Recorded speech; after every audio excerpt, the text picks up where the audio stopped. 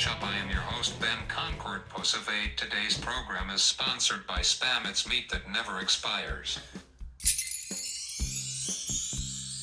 In this episode of the Punch Up, I am going to be talking about one of the most important wrestling series of all time.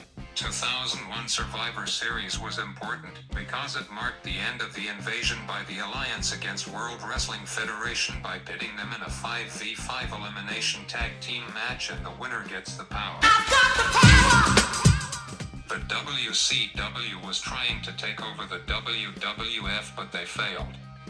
The Alliance had Booker T, Shane McMahon, Stone Cold Steve Austin, Kurt Angle, and Rob Van Dam. While the WWF had The Rock, Undertaker, Kane, Chris Jericho, and The Big Show. I was going for the WWF because they have the Brothers of Destruction, and they have better music and great wrestlers. If the WWF lost, then Vince McMahon would have worked for Shane McMahon, his son, who was the owner of WCW. He wouldn't have been a good leader. Vince didn't know that Shane and Stephanie were working with Paul Heyman of Extreme Championship Wrestling. The three of them were going to use their wrestlers to knock out the World Wrestling Federation. WWF and WCW started to brawl in the ring with the WWF. That's when the ECW wrestlers came in, and they spoiled the party and knocked out the WWF, and Vince was shocked. That's when Shane announced that him and Heyman was working together to take out the WWF. The Alliance won at Invasion, and Stone Cold turned on the WWF, joining the Alliance, and Vince was betrayed. The Brothers of Destruction won the Undisputed Tag Team Championships at SummerSlam against Diamond Dallas Page and Chris Kanyon, and I was very happy. The Rock cleaned house against the Alliance, and he was involved in the finish at Survivor Series with a rock bottom, defeating Stone Cold and the Alliance, and I was rooting for Stone Cold, so my feelings were torn. Luckily, I was cheering for the WWF, and they won the Survivor Series in North Carolina. In conclusion, Vince was almost tricked by Stephanie and Shane, and my thoughts on Paul Heyman: he is the greatest manager of all time, but he backstabs people in the back. Yeah. Even though my favorite wrestlers were on opposite teams, I am glad that the Alliance didn't win.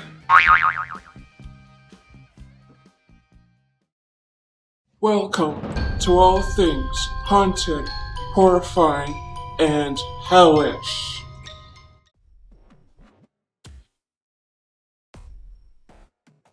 I will be talking about the extraterrestrial alien encounter, a ride that was deemed too scary for kids. Yet, Disney World is the theme park they chose for this attraction, and it makes me wonder why.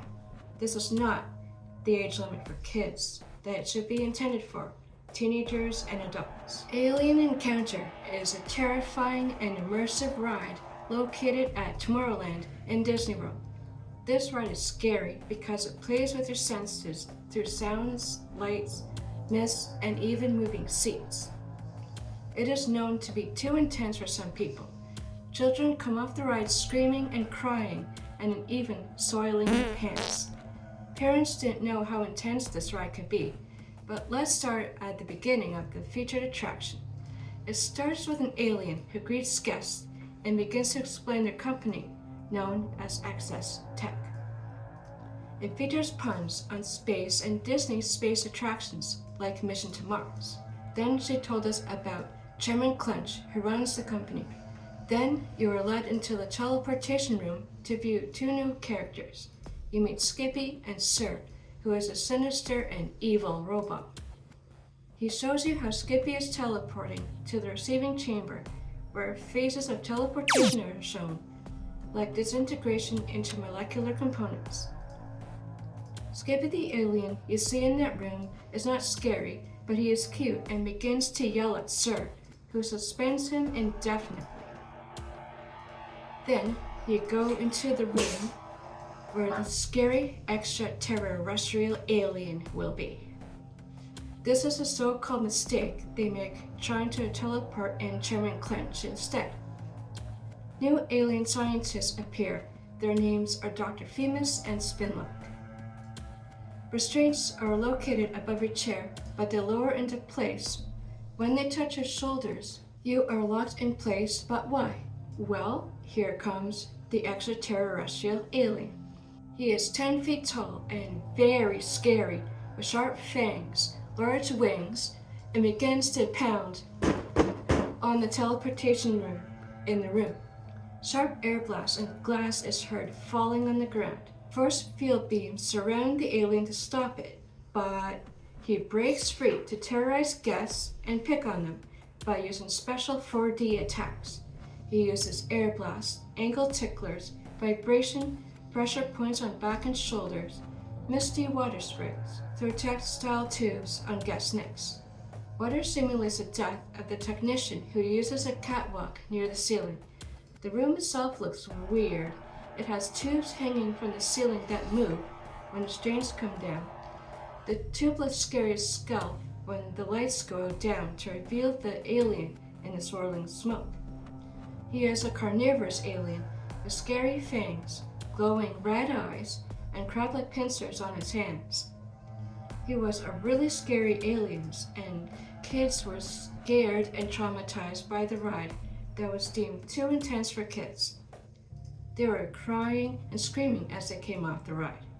Warning signs were located outside the ride to make parents realize this was not for kids, but they still didn't acknowledge the warnings.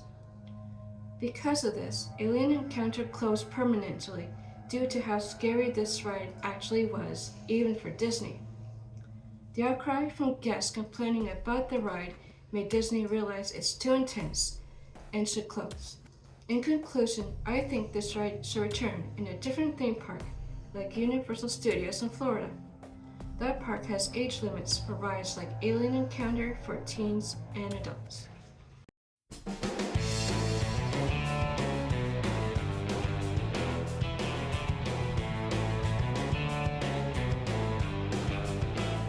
This episode of The Punch Up is sponsored by Spam It's Meat from the Street. A football conference is a division of resources for teams that is broken up into subcategories known as conferences. Sometimes they can make up their own rules. Roughly half of the colleges play in the Power Four, also called P4.